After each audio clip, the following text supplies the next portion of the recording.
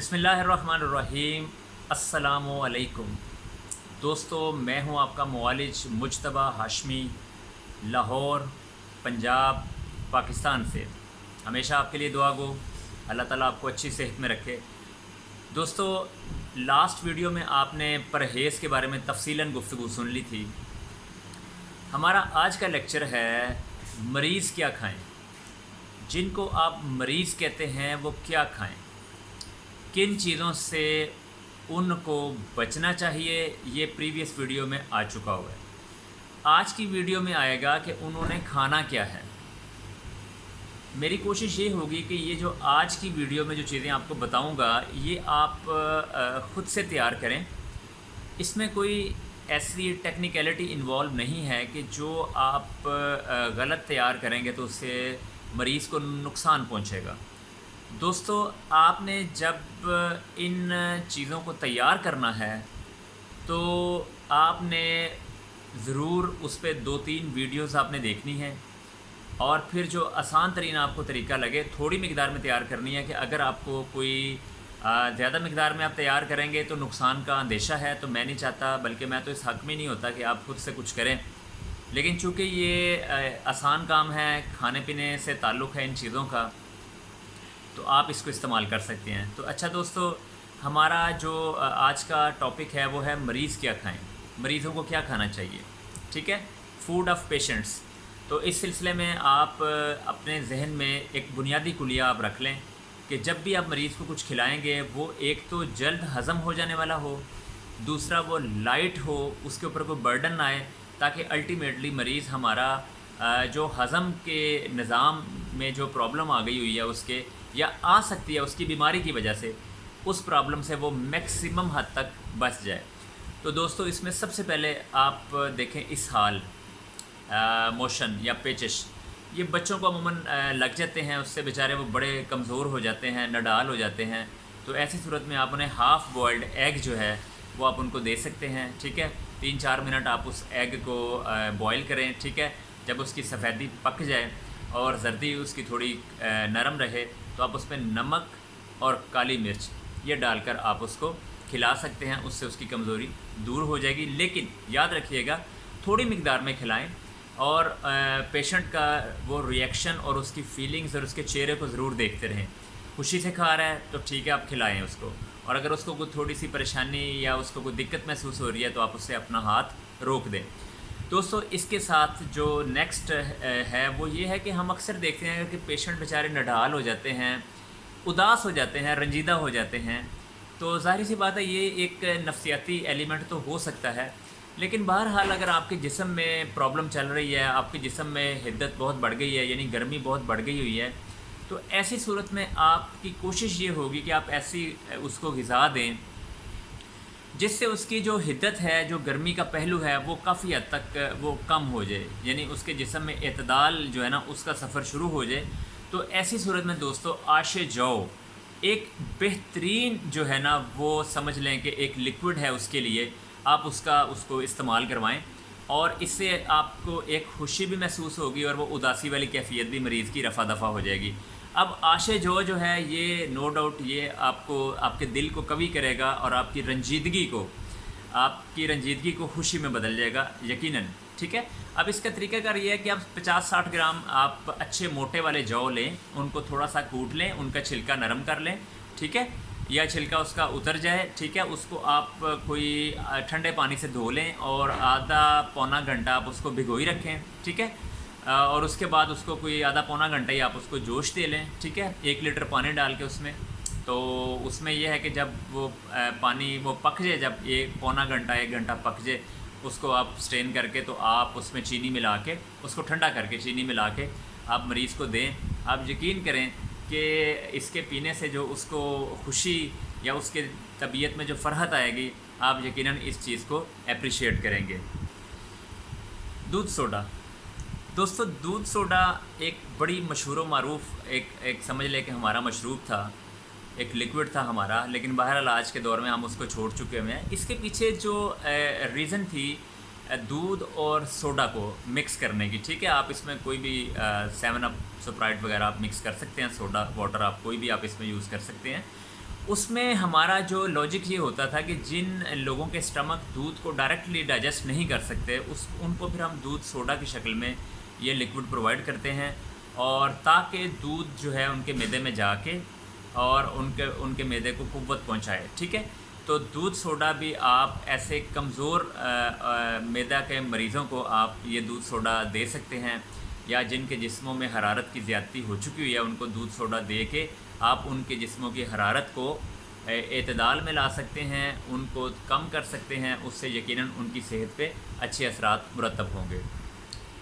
दोस्तों, सागुदाना की खीर हमारे इस सोसाइटी में या हमारे मुआशरे में एक बड़ी मशहूर व मरूफ़ और लजीज़ खीर मानी जाती रही है। जिस्म को मोटा करती है, इसहाल पेचश में मुफीद है, जिस्म के पानी को पूरा करती है, जो पानी आपका कम हो गया इस बीमारी की वजह से। अब सागुदाना का तरीक़ाकार भी यही है कि आप कम से कम उसको जो है वो सागुदाना के जिस पानी में आपने उसको पकाना है या दूध में पकाना है उसको आधा लीटर उसको लें, उसका लिक्विड उसको गर्म करें। जब वो जोश में आ जाए तो आप सागुदाना की मिकदार उसमें डाल दें। तकरीबन आप कोई 4 से 5 टेबल स्पून आप उसमें आधा लीटर में डाल दें, और जब आप देखें कि और उसका चम्मच आप हिलाते रहें बार बार, और जब आप देखें कि उसकी सफ़ेदी नज़र आना बंद हो गई है तो आप उसको उतार लें। उसमें चीनी मिक्स करके आप मरीज़ को खिला सकते हैं। सागुदाना के हवाले से एक ग़िज़ाई इलाज मेरे जहन में अभी से आ रहा है।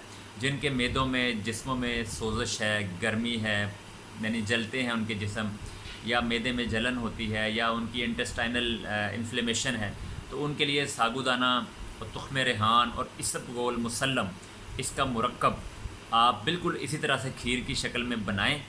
और अगर आप पसंद करें इसमें अंडा शामिल करना तो बग़ैर सर्दी के अंडा भी शामिल किया जा सकता है इसको पकाने के बाद।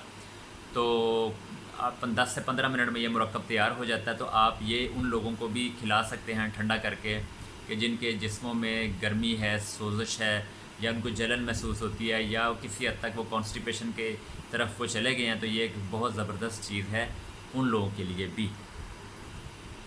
दोस्तों, दलिया जौ का भी होता है, गंदम का भी होता है। ठीक है, इसको भून लिया जाए इससे पकाने से पहले तो बहुत अच्छा हो जाता है, आपके लिए जूद हज़म हो जाता है। दलिए को भी दोस्तों आपने पानी या दूध में पका के उसमें शहद, चीनी या नमक, ठीक है, आप इससे उसको मिक्स कर लें, यानी इसका आप उस टेस्ट उसका डेवलप कर लें और आप मरीज़ों को खिलाएं। कमज़ोर मैदा के मरीज़ कोशिश करें कि दूध वाला दलिया ना इस्तेमाल करें, वो पानी वाला दलिया इस्तेमाल करें। और एक चीज़ बड़ी इंपॉर्टेंट है कि थोड़ी मिकदार में खाएं। जब आप थोड़ी मिकदार में खाएंगे तो यकीनन आपको उसके फ़वाइद मिलेंगे, आपके ऊपर वो भारीपन पैदा नहीं होगा। दोस्तों, दही का पानी बहुत फ़ायदेमंद है।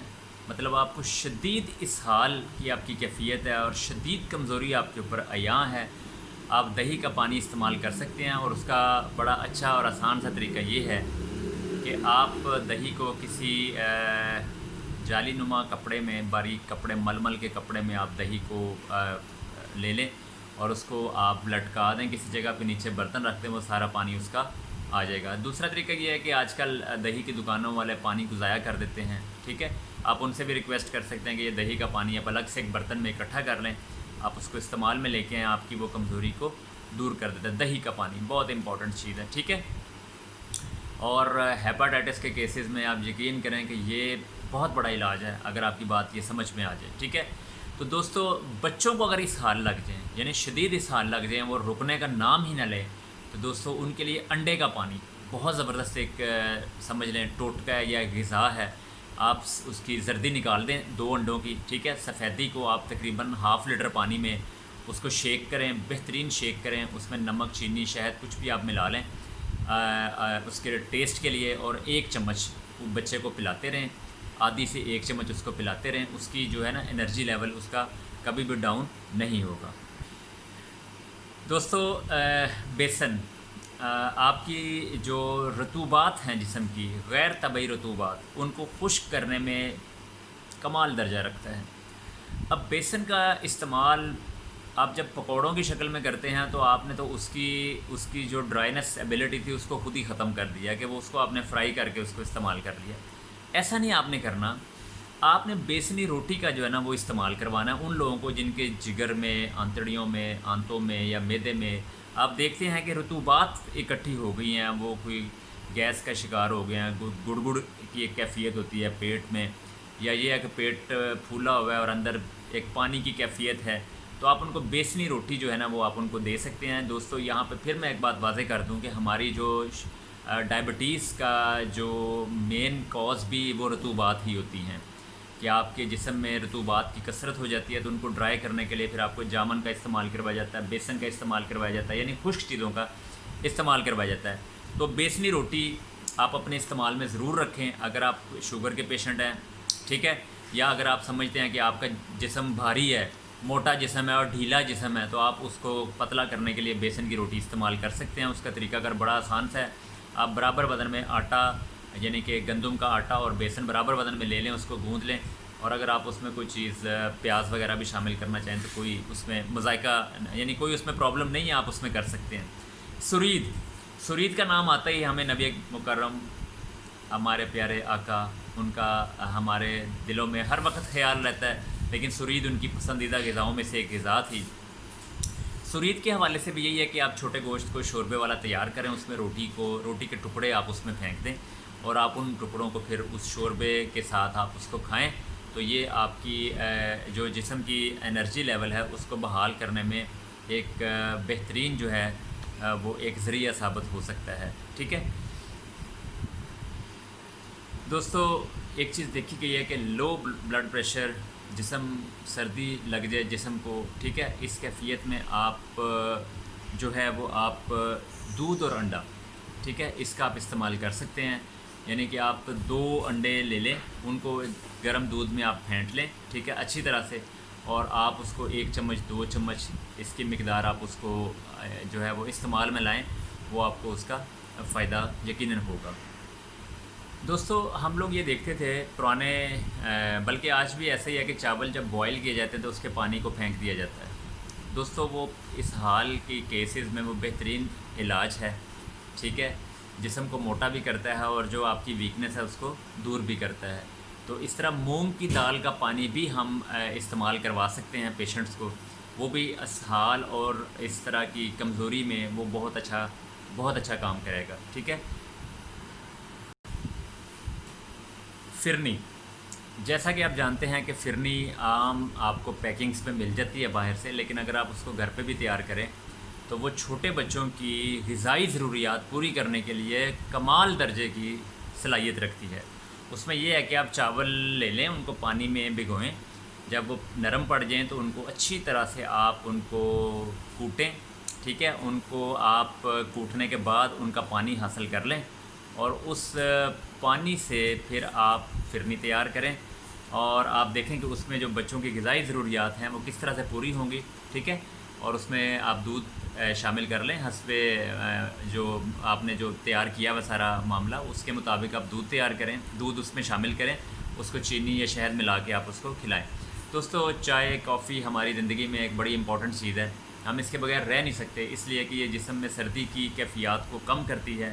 तो मैं यहाँ पे आप पे पूरी पाबंदी नहीं लगाता, तो बहरहाल अगर आप सर्दी की कैफियत महसूस कर रहे हैं तो अब चाय या कॉफ़ी का सहारा भी आप ले सकते हैं। कुछ चीज़ें हैं जिनके साथ हमें कॉम्प्रोमाइज़ करना पड़ता है, इसलिए कि हम लोग 100% अगर उस क्योर की तरफ चले जाएंगे तो हम 3-4 दिन बाद बिल्कुल ही वायलेशंस की तरफ चले जाएंगे। ठीक है दोस्तों,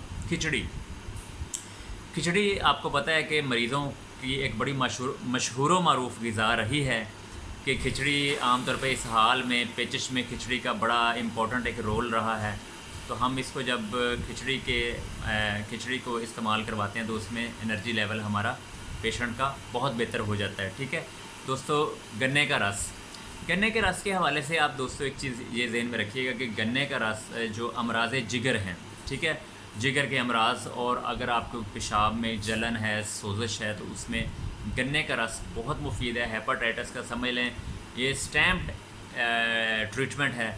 आप किसी भी हेपाटाइटिस के पेशेंट को आप गन्ने के रस पे लगा दें, आपको किसी और चीज़ की ज़रूरत नहीं रहेगी, वही उसके लिए काफ़ी होगा। ठीक है, और इस तरह से दोस्तों जो शोरबे वाली ग़िज़ाएँ हैं, ये मरीज़ों को आप इनकी तलकीन करें, इनको आप सख्त ग़िज़ाएँ, देर हज़म ग़िज़ाएँ, सकील ग़िज़ाएँ बिल्कुल ना दें। इनको शोरबा वगैरह यूज़ करवाएं, ठीक है। यखनी शोरबा इनके लिए एनर्जी की बहाली के लिए एक बेहतरीन जो है ना वो ज़रिया माना गया, ठीक है। और इस तरह से दोस्तों एक और चीज़ यहाँ पे बताना बड़ी ज़रूरी है, माउल उसल, शहद का पानी।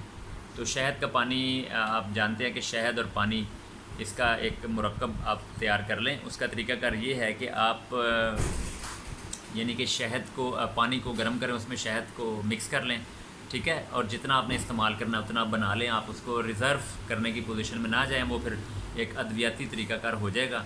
अब शहद और पानी जो है ना उसका इस्तेमाल करें, बेहतरीन है, शहद में शिफा है अल्हम्दुलिल्लाह। और इस तरह से जब शहद और पानी आपके जिस्म में जाएगा तो आपकी एनर्जी लेवल को बहुत बेहतर भी कर देगा, ठीक है।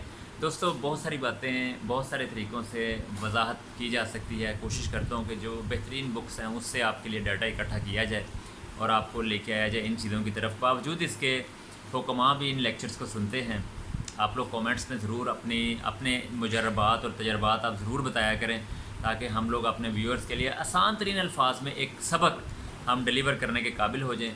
दोस्तों इस दुआ के साथ कि आप हमेशा सेहतमंद रहें और ख़ुद को खुद से समझें, अपने आप को समझें कि आपके अंदर कौन सी कैफियत जो हैं वो डेवलप हो रही हैं और किस तरह से आपने उनका ट्रीटमेंट करना है। यानी आपने मुआलिज पे तो भरोसा करना ही करना है, लेकिन वो अद्वियाती भरोसा है। जो ग़िज़ाई भरोसा है वो दोस्तों अपने ऊपर ख़ुद करना है। मुआलिज आपको सिर्फ़ एक डायरेक्शन देगा और आपने अमल आपने उस पर ख़ुद करना है। तो इस दुआ के साथ आज की वीडियो को मुकम्मल करता हूँ। इंशाल्लाह नेक्स्ट टाइम एक बेहतरीन और नए टॉपिक के साथ आपके सामने